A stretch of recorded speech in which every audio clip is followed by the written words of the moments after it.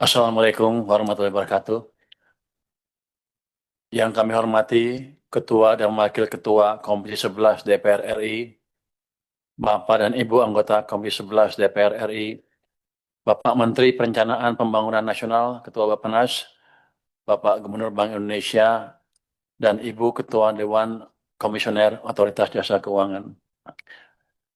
Pada kesempatan yang baik ini, mari kita panjatkan puji syukur kepada Allah Subhanahu wa Ta'ala atas limpahan rahmat dan karunia-Nya. Kita semua diberikan kesehatan dan kesempatan untuk dapat hadir dalam rapat kerja pada pagi hari ini. Kami menyampaikan apresiasi setinggi-tingginya kepada pimpinan dan anggota Komisi 11 DPR pada rapat kerja membahas kerangka ekonomi makro dan pokok-pokok kebijakan fiskal tahun 2027. Pada kesempatan yang baik ini, izinkan kami menyampaikan paparan yang terdiri dari dua building block sebagai berikut. Yang pertama adalah perkembangan perekonomian terkini, dan yang kedua, strategi ekonomi dan fiskal tahun 2027. Apabila kita cermati, perkembangan perekonomian global masih dibayangi ketidakpastian, namun tekanannya mulai menurun. Hal itu ditunjukkan beberapa indikator volatilitas dan ketidakpastian pasar yang mulai mereda. Di tengah perekonomian global yang sangat menantang, kinerja ekonomi Indonesia masih solid. Pertumbuhan ekonomi berada pada level tinggi dan inflasi terjaga pada level yang relatif rendah. Namun perkembangan kebijakan moneter terutama dari AS terus kita cermati ke depannya. Kita juga patut bersyukur di tengah ketidakpastian global saat ini, ekonomi Indonesia tetap menunjukkan resiliensi. Pertumbuhan ekonomi triwulan pertama 2026 tumbuh tinggi di level 5,61%, inflasi terkendali di 3,08% year on year pada Mei 2026. Sementara itu neraca perdagangan surplus antar kecukupan internasional yang hanya 3 bulan impor. Dengan demikian pula dengan kinerja sektor manufaktur, ini menunjukkan perbaikan pada bulan Mei 2026, mengindikasikan penguatan aktivitas produksi dan menjadi sinyal positif bagi keberlanjutan pertumbuhan ekonomi ke depan. Memasuki bulan kedua, dinamika ekonomi domestik terus menunjukkan tren yang membaik. Konsumen masih optimis untuk terus melakukan konsumsi, tercermin dari aktivitas belanja dalam Mandiri Spending Index dan indeks keyakinan konsumen dari Bank Indonesia.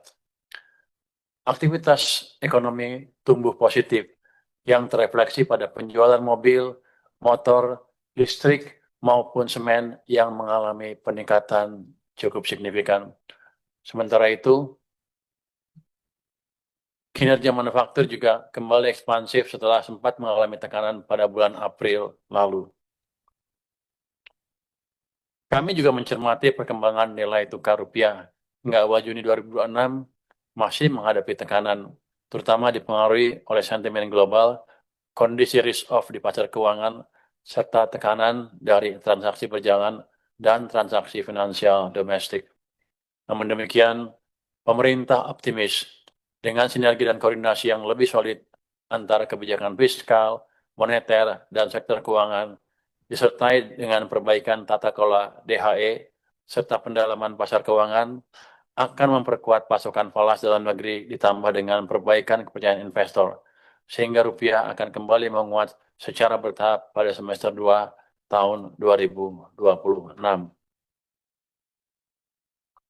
Arus modal asing juga menunjukkan perbaikan yang signifikan pada triwulan kedua tahun 2026, terutama pada instrumen SBN dan SRBI. Meskipun pasar saham masih mencatat outflow, namun secara keseluruhan minat investor terhadap instrumen keuangan domestik masih tetap terjaga. Pemerintah bersama otoritas terkait akan terus menjaga stabilitas sektor keuangan, memperkuat koordinasi kebijakan, dan meningkatkan kepercayaan pasar agar arus modal kembali ke level harga sesuai nilai fundamentalnya. Dengan demikian, pasar modal kita dapat kembali menjadi penopang pembiayaan ekonomi nasional dan instrumen investasi yang profitable. Kami menyadari hingga saat ini perekonomian global masih bergerak sangat dinamis. Untuk itu, kebijakan fiskal senantiasa dijaga tetap responsif dan antisipatif untuk mitigasi ketidakpastian, antara lain melalui 9 kebijakan strategis. Yang pertama, menjaga stabilisasi harga BBM bersubsidi. Yang kedua, menjaga stabilisasi harga pangan. Kemudian juga menjaga pasokan energi, stok beras pada level aman, menjaga disiplin fiskal dengan mengendalikan defisit di bawah 3% dari PDB, mendorong efisiensi dan refocusing belanja, optimalisasi pendapatan berbasis SDA, sekaligus menjaga stabilitas makro antara lain melalui pengaturan DHE dan perbaikan tata kelola ekspor SDA strategis.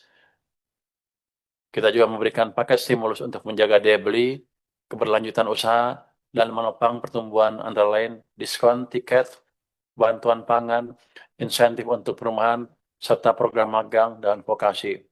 Kemudian kita memberikan perbaikan pola penyerapan belanja agar lebih cepat dan merata, merubah fenomena penyerapan yang semula slow low menjadi quick high, sehingga kuat menopang pertumbuhan ekonomi.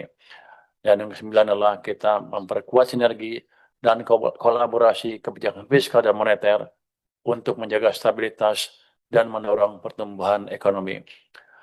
Kuatnya fundamental ekonomi domestik dan didukung kebijakan yang semakin solid menjadi landasan yang kokoh untuk menyongsong dinamika tahun 2027. Pimpinan dan Bapak Ibu anggota Komisi 11 yang kami hormati, pembangunan yang telah ditetapkan. Camp BPKF tahun 2027 sangat spesial dan memiliki nilai sangat strategis karena untuk pertama kalinya dalam sejarah disampaikan langsung oleh Bapak Presiden. Hal ini mencerminkan kuatnya komitmen pemerintah dalam memastikan arah kebijakan ekonomi dan fiskal ke depan untuk mendorong pertumbuhan ekonomi dan peningkatan kesejahteraan masyarakat. Melalui Camp BPKF tahun 2027, pemerintah memastikan sinergi kebijakan fiskal, moneter, sektor keuangan, dan danantara berjalan semakin kuat untuk mendukung agenda pembangunan. Pada saat yang sama, pemerintah terus mendorong efektivitas program perlindungan sosial serta memberikan fleksibilitas pengelolaan APBD guna mendorong kualitas layanan publik, pemerataan pembangunan, dan kesejahteraan ASN di daerah. Strategi ekonomi dan fiskal 2027 diarahkan mendorong pertumbuhan ekonomi lebih tinggi sekaligus mempercepat peningkatan kesejahteraan melalui sinergi kebijakan fiskal, moneter, sektor keuangan, serta dukungan daya ungkit investasi dari Danantara. Pemerintah menempatkan APBN sebagai katalis pembangunan, fokus pada pembiayaan kebutuhan publik, serta akselerasi pertumbuhan ekonomi dan peningkatan kesejahteraan. Danantara diarahkan untuk akselerasi investasi pada sektor strategis untuk mendorong transformasi ekonomi. Sementara itu, kebijakan moneter dan sektor keuangan diarahkan untuk menjaga stabilitas sekaligus menopang pertumbuhan melalui ketersediaan likuiditas yang memadai dengan cost of fund yang kompetitif sehingga transmisi pada aktivitas sektor real yang lebih kuat. Melalui strategi pro-growth, pro-welfare, pemerintah menargetkan pertumbuhan ekonomi yang lebih tinggi sekaligus percepatan perbaikan kesejahteraan. Penguatan sinergi tersebut diharapkan mampu mendorong pertumbuhan ekonomi tahun 2027 pada kisaran 5,8 sampai dengan 6,5% dengan trajektori menuju 8% pada tahun 2029. Pencapaian ini harus ditopang oleh akselerasi investasi yang sangat kuat, yakni pada kisaran 6,5% sampai dengan 7,5%, terutama pada sektor-sektor yang bernilai tambah tinggi. Pemerintah juga akan terus mengoptimalkan langkah-langkah debottlenecking dan deregulasi guna memperbaiki iklim investasi dalam negeri secara menyeluruh. Upaya tersebut diarahkan antara lain pada penyederhanaan proses perizinan, penguatan kepastian hukum, serta peningkatan koordinasi lintas sektor dan lembaga, sehingga berbagai hambatan struktural yang selama ini menghambat realisasi investasi dapat dihilangkan.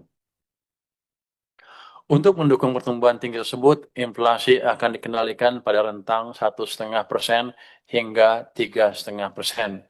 Upaya untuk mengendalikan inflasi tersebut dilakukan melalui sinergi kebijakan fiskal dan moneter untuk menjaga pasokan dan stabilitas harga komoditas, terutama pangan dan energi.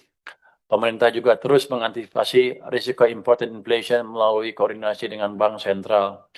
Di samping itu, sinergi dan koordinasi pemerintah pusat dan daerah dengan otoritas moneter melalui tim pengendalian inflasi pusat dan daerah terus diperkuat untuk memastikan efektivitas pengendalian inflasi.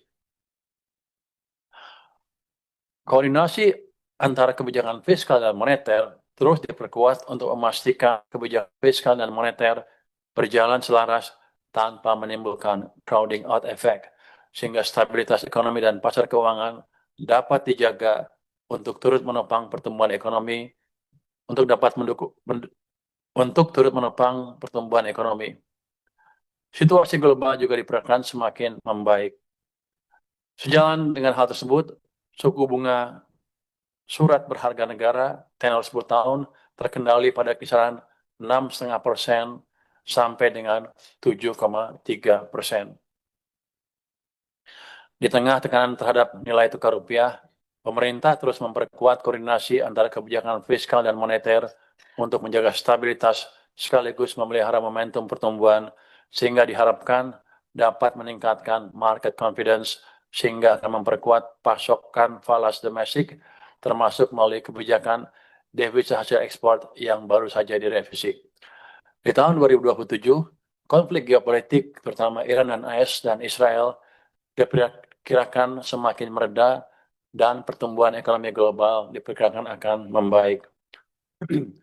Dengan berbagai pertimbangan tersebut, pemerintah memperkirakan rupiah di tahun 2027 terjaga stabil pada kisaran 16.800 hingga 17.500 rupiah per dolar Amerika Serikat.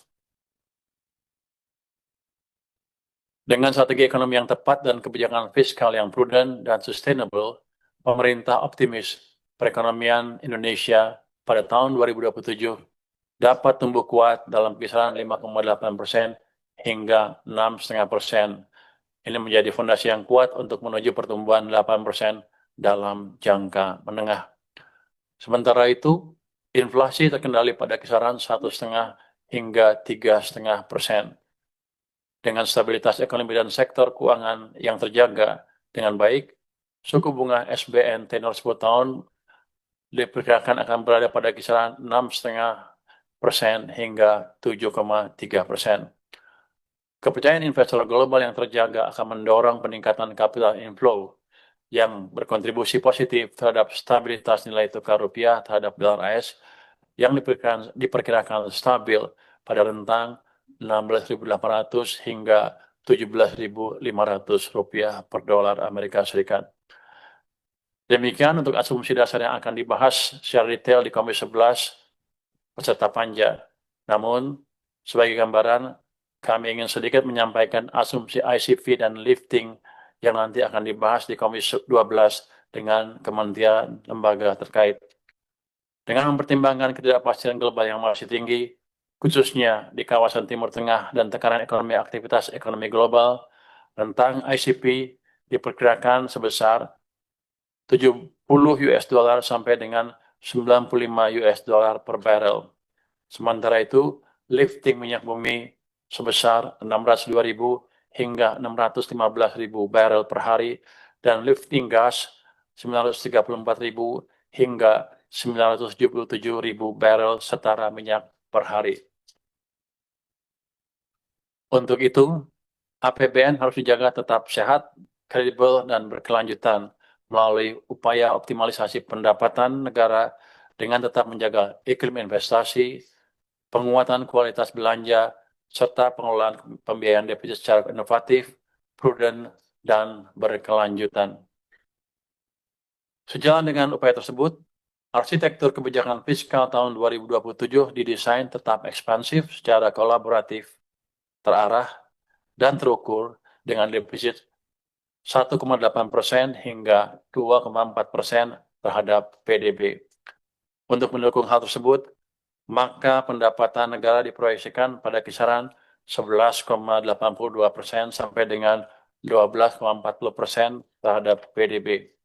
Sementara itu, belanja negara direncanakan berada pada kisaran 13,62% hingga 14,80% terhadap PDB. Demikian yang dapat kami sampaikan. Terima kasih. Kami kembalikan kepada pimpinan. Wassalamualaikum warahmatullahi wabarakatuh. Waalaikumsalam warahmatullahi wabarakatuh.